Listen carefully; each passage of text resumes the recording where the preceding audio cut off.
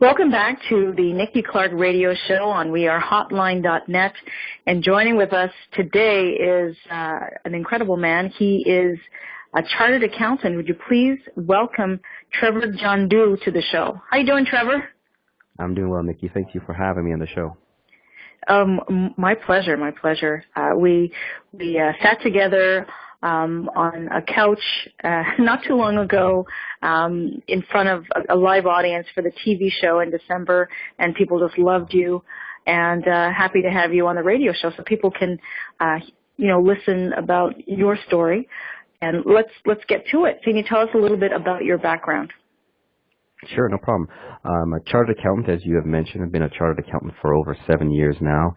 I'm a real estate investor also. I love investing in real estate. I have a handful of residential properties in my portfolio. I am also the chair of a Hamilton-based charity. Been on that organization for about 6 years now.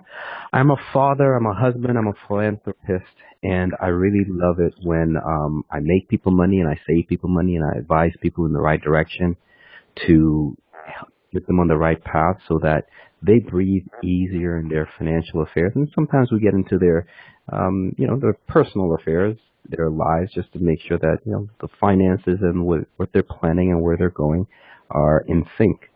So I've been doing this for about 10 years, and I love it. And last year I opened my own public accounting firm after, dabbling with the idea for a couple of years prior, part-time. Mm-hmm.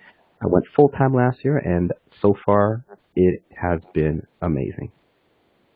Fantastic. And congratulations to all your success.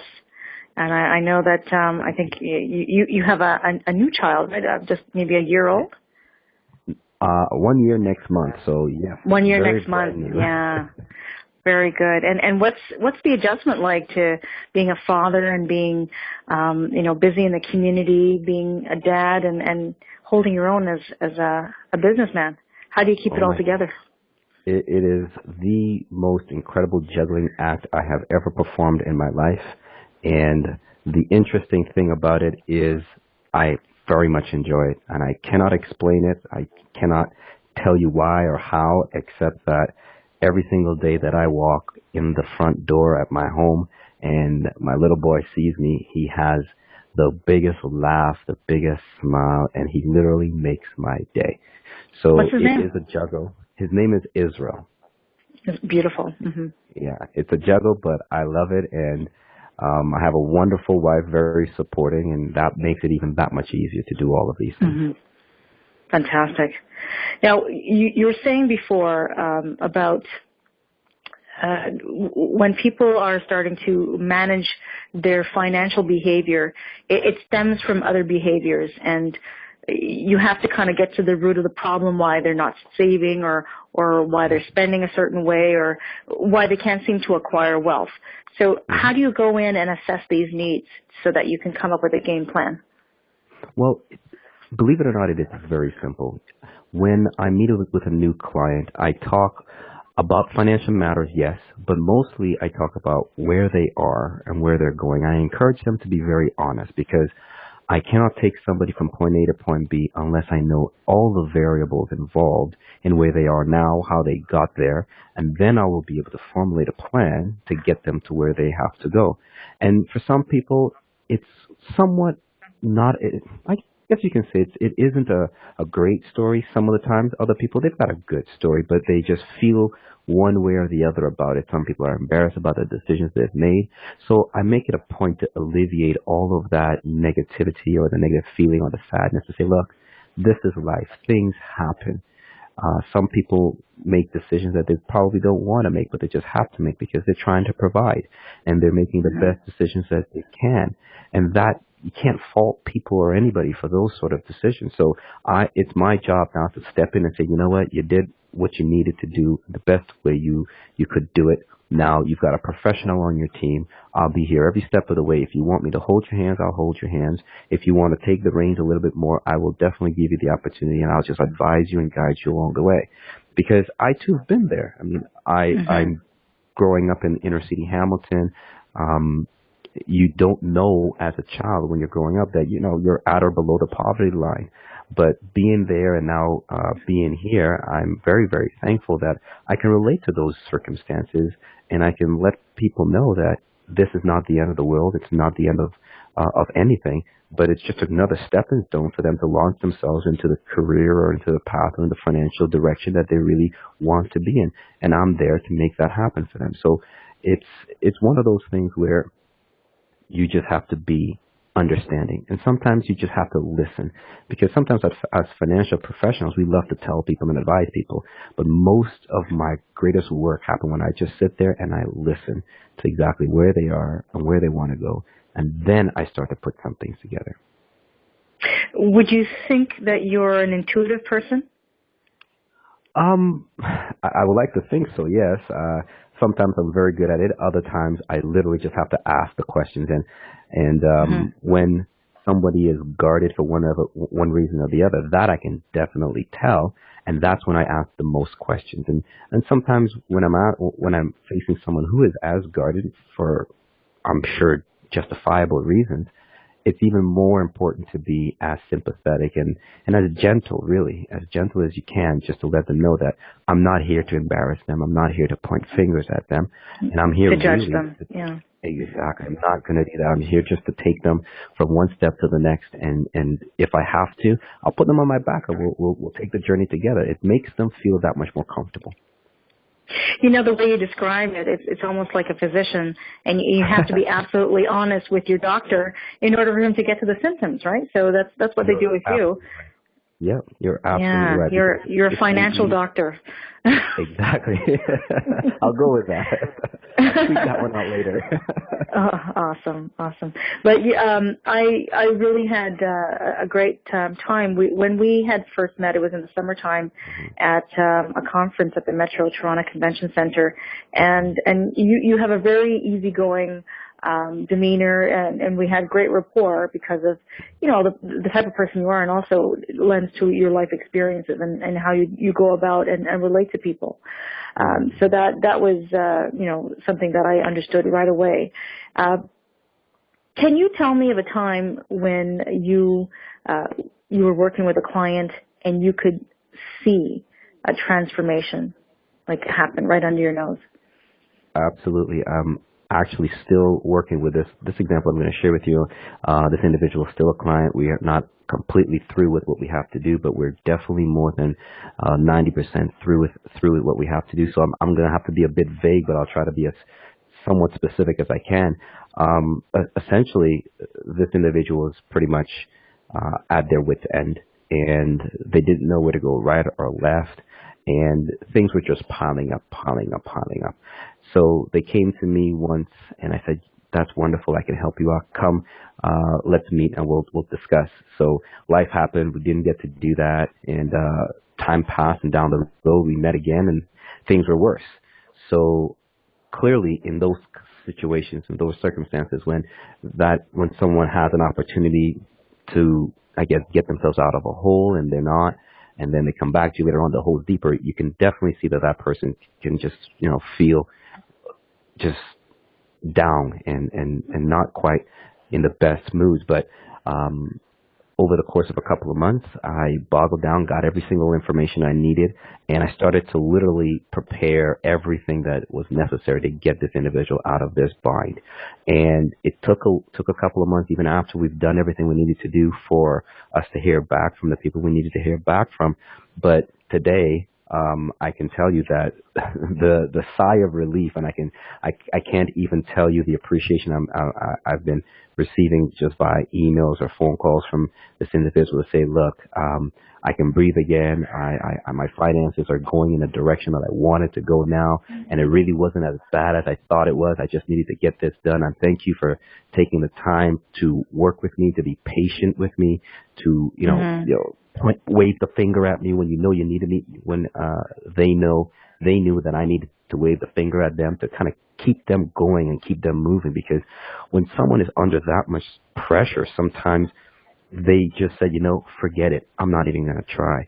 So when I know know that that's the bad decision and that's the wrong decision, I push my clients and I let them know, no, you might want to give up, but I don't. And I don't go down without a fight. So you want to give up, that's your business, but I'm not letting you. And sometimes if I have to, I'll call the spouse and say, look, I can fix it. Just let them know that they need to come back here and give me everything I need to do. And there you go. It's exactly, it's been wonderful. And that individual right now is night and day, absolutely night and day. And I'm very, very happy when I see that I can make that much of a difference in my clients' lives, because, you know, financial burdens are tough to deal with, and they can affect an individual in almost every other aspect of their lives. So if I can alleviate that pressure, that's positive vibes all around. Wonderful, wonderful. Now, how are you transformed through this experience?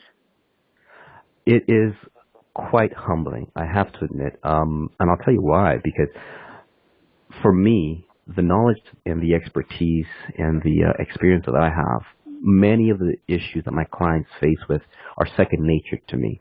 But when I see how big of a difference it makes in their lives, it really turns things around in my perspective, and I gain a new appreciation for the skills that I have and for the expertise and the things that I've experienced. So much so that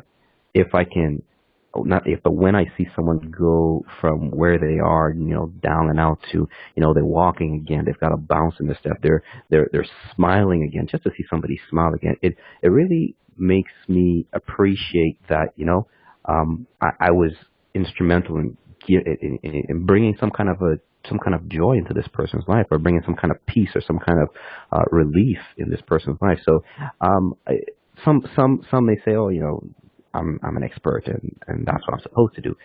That may be true, but it is not easy, and nor do I take it lightly when somebody's life is so positively affected by the things that I do and the things that I can do for them.